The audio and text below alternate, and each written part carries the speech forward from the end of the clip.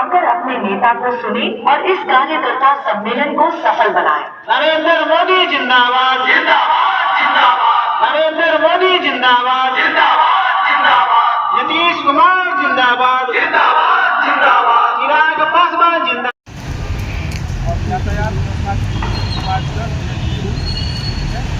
विचार वाहन व्यवस्था सुरेंद्र पटेल और अजय कुमार, नगर संचार व्यवस्था में अरुण यादव जी और सुमन बच्चन, बैठक व्यवस्था विजय पांडे जी और मैम, कल जो घटना घटी हनुमान चालीसा पाठ करने के बाद जो हिंदू संगठन के कार्यकर्ताओं के पथराव किया गया, उसको आप किस रूप में देख रही हैं और क्या कहेंगे? देखिए, जो हादसा हुआ है वो बहुत ही हम लोगों को भावनात्मक रूप में बुरा लगा है। उस बात का कभी भी हम लोगों ने वहाँ पर जाके कोई भी मतलब शोर मचाने का या कोई गलत काम करने का प्रयास नहीं किया। बहुत ही शांतिपूर्वक ढंग से वहाँ पर अनुष्ठान हुआ। वहाँ पर हनुमान चालीसा का पाठ पढ़ा गया, खिचड़ी के रूप में प्रसाद ग्रहण किया गया और उसके बाद शांतिपूर्वक तरीके से वो लोग वहाँ से लौट रहे थे। एकाएक वहाँ पर गाड़ी का जो काफिला था उसके ऊपर पथराव होना शुरू हुआ।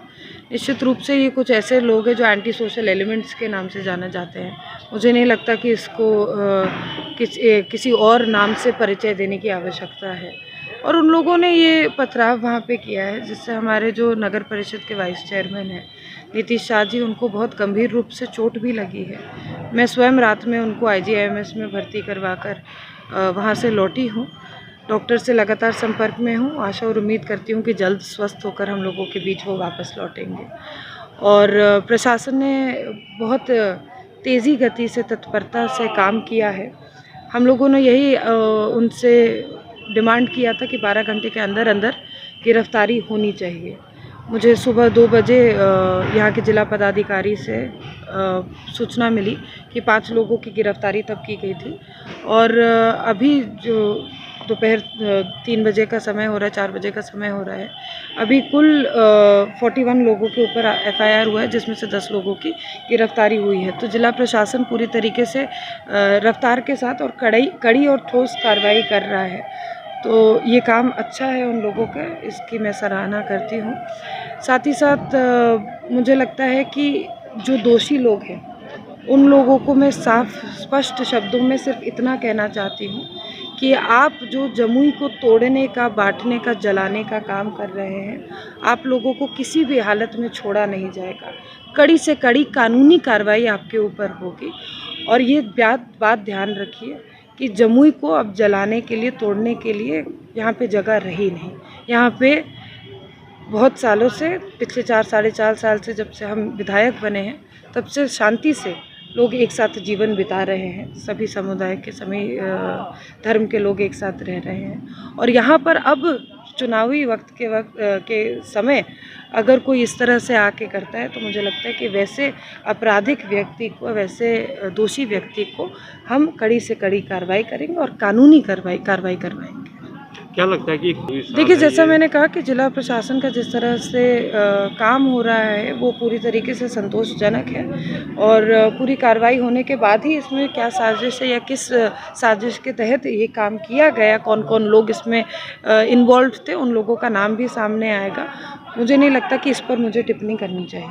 लेकिन सवाल ये उठता है कि उन लोगों का कहना था कि मैंने इसकी जानकारी झाझा थाना को दे दी थी और कुछ पुलिस फोर्स भी थे, आगे पुलिस फोर्स चल रही थी, पीछे उनका काफिला चल रहा है। इसके बाद इस तरह की कार्रवाई नहीं लगता है कि बहुत ज़्यादा चढ़ बढ़ के?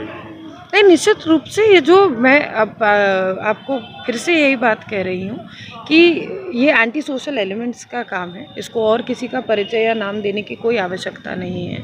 इन लोगों ने काफिले पे जो पथराव किया, पुलिस प्रशासन को अपने के रहते हुए कानून को अपने हाथ में लिया, ये नोटोरियस एक्टिविटी की है। और इसी वजह से इन लोगों के ऊपर इतनी ज़ोरों शोरों से कार्रवाई भी हो रही है कि इतना बड़ा आपराधिक घटना आप कर रहे हैं प्रशासन के साथ, यानी कि आपके आँख में शर्म नहीं है, आपको कुछ भी किसी भी चीज़ का डर या भय नहीं है।